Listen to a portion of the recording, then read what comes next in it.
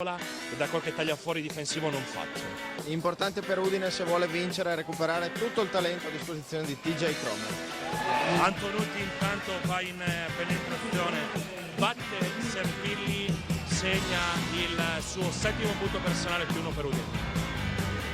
3 su 4 per Antonutti in questa partita, impatto decisamente positivo, anche adesso una buona giocata difensiva che non riesce a capitalizzare però Udine.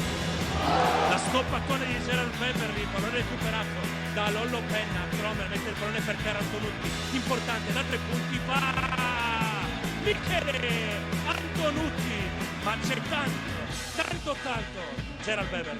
Bravo anche Cromer a non forzare un tiro ma a vedere il suo compagno libero. Antonutti decisamente in partita questa sera, sta tenendo in piedi con canestri importanti l'attacco di Udine. E per Michele Antonutti prende il pallone Lollo Penna, il fallo sul blocco di Palermo, non secondo gli arbitri. Antonutti da 3 punti, va solo Cottone, il Cigno di Colloredo, Michele Antonutti, prima spallata nel match del 5 per Udine. All'area se gli arbitri useranno lo stesso metro. Antonutti va in penetrazione, l'arbitro Bonfante ascolta coach Andreotti, 2 liberi in arrivo per il Cigno di Colloredo, fino a questo momento autore di 13 punti di cui 8 nel terzo periodo. Cambio Montegranaro, fuori Serpilli, dentro Pucci.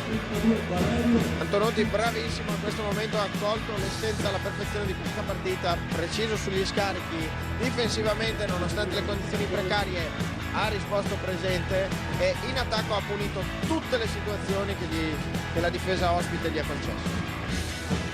Segna il primo Antonutti, nuova opportunità per lui, fa 1 su 2, rimbalzo è per Thompson, resta sul più 4, l'Oldwood West per Antonutti sono 9 in questa terza frazione. Si va con il pallone scacciato a terra.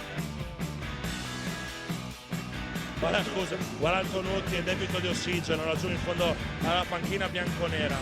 Antonutti ha speso tantissimo, è in condizioni fisiche precarie ma è stato un leone in questa gara e giustamente si va a godere 1 minuto e 11.